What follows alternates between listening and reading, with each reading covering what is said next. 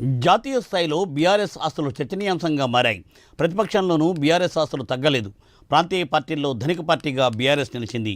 రెండవ స్థానంలో టీఎంసీ నిలిచింది. తాజాగా కేంద్ర ఎన్నికల సంఘం ప్రకటించిన దాని ప్రకారం బీఆర్ఎస్ ఆస్తుల విలువ 1,618 కోట్ల రూపాయలుగా ఉంది. బ్యాంకు ఖాతాలో 1,110 కోట్ల రూపాయలు ఉన్నాయి. బీఆర్ఎస్ పార్టీకి 2023-2024లో వచ్చిన విరాళాలు 580 కోట్ల రూపాయలుగా ఉన్నాయి.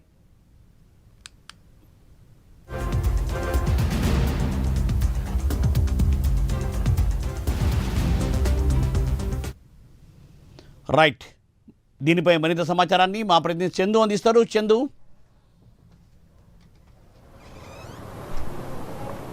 మూర్తి, బీఆర్ఎస్ పార్టీకి సంబంధించిన ఆస్తుల అంశం మాత్రం జాతీయ స్థాయిలో చర్చనీయాంశంగా మారింది. ఇటీవలే కేంద్ర ఎన్నికల సంఘం అన్ని పార్టీలకు సంబంధించినటువంటి ఆస్తుల వివరాలను కూడా వెల్లడించింది. ఇందులో ఒకవైపు ప్రతిపక్షంలో బీఆర్ఎస్ పార్టీ ఉన్నప్పటికీ కూడా ఆస్తుల విషయంలో మాత్రం తగ్గేదేలే అన్నట్టుగా ముందుకెళ్తున్న పరిస్థితి కనిపిస్తుంది. ముఖ్యంగా ప్రాంతీయ పార్టీలో చూసుకున్నట్టయితే అత్యంత ధనిక పార్టీగా కూడా బీఆర్ఎస్ పార్టీ రికార్డులకు ఎక్కింది. రెండవ స్థానంలో తృణమూల్ కాంగ్రెస్ పార్టీ ఉంది. ముఖ్యంగా తాజాగా ఎన్నికల సంఘం ప్రకటించిన దాని ప్రకారం 1,618 కోట్ల రూపాయలతో ప్రాంతీయ పార్టీలో అత్యంత ధనవంత పార్టీగా కూడా బీఆర్ఎస్ పార్టీ ఉంది. ముఖ్యంగా ప్రస్తుతం బ్యాంకు ఖాతాలో 1,110 కోట్లు ఇప్పుడు ప్రస్తుతం నిల్వ ఉన్నాయి. బీఆర్ఎస్ పార్టీకి 2023-24లో 580 కోట్ల విరాళాలు కూడా వచ్చాయి. ముఖ్యంగా ఫిక్స్డ్ డిపాజిట్ల ద్వారా 101 కోట్ల రూపాయలు ఫిక్స్డ్ డిపాజిట్ల ద్వారానే వచ్చిన పరిస్థితి కనిపిస్తుంది. ముఖ్యంగా చూసినట్టయితే 2023 అసెంబ్లీ ఎన్నికల సమయంలో 197 కోట్ల రూపాయలు ఆ పార్టీ ఖర్చు చేసినట్టు కూడా బీఆర్ఎస్ పార్టీ ఎన్నికల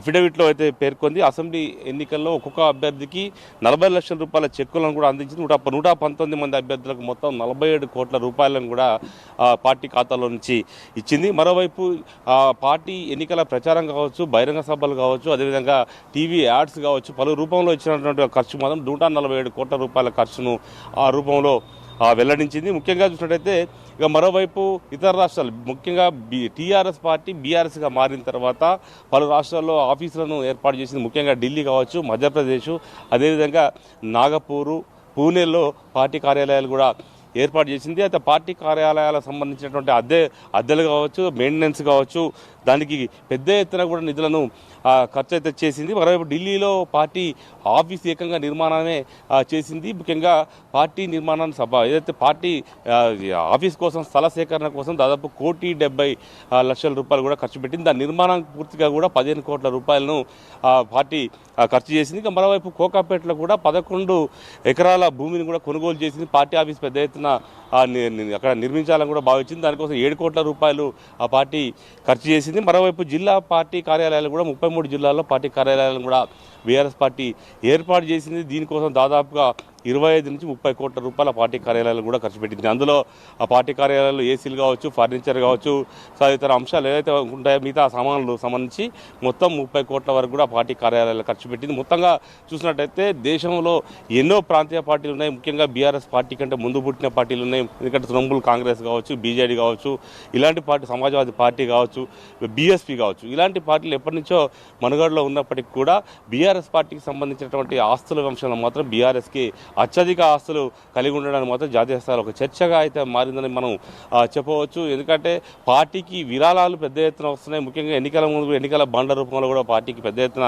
విరాళాలు వచ్చిన నేపథ్యంలో పార్టీ ఆస్తులు ప్రతి సంవత్సరం పెరుగుకుంటూనే వెళ్తున్నాయి. ముఖ్యంగా ఇవన్నీ కూడా అఫీషియల్గా ప్రస్తుతం వీళ్ళు చూపెట్టినటువంటి ఫండ్స్, కానీ ఇంకా అనఫీషియల్గా చాలా ఖర్చు పెట్టి ఉండొచ్చు, కానీ వాటిని లెక్కల్లో చూపెట్టని పరిస్థితి అయితే మనకు కనిపిస్తూ ఉంటుంది. కాబట్టి ముఖ్యంగా చూసినట్టయితే ఇప్పుడు దేశంలో అత్యంత ధనిక పార్టీగా ఉన్నటువంటి బీజేపీ పార్టీ మొదటి స్థానంలో ఉంటే, రెండో స్థానంలో కాంగ్రెస్ పార్టీ ఉంది. కానీ ప్రాంతీయ పార్టీల విషయాలకు వచ్చేసరికి మాత్రం ఖచ్చితంగా బీఆర్ఎస్ పార్టీ అత్యంత ధనిక పార్టీగా కూడా పేరొందింది. ముఖ్యంగా తర్వాత తృణమూల్ కాంగ్రెస్ ఉంది, ఆ తర్వాత మిగతా పార్టీలని వైఎస్ఆర్సీపీ కావచ్చు, మీ టీడీపీ కావచ్చు, ఇలాంటి పార్టీలన్నీ కూడా ఉన్నవి.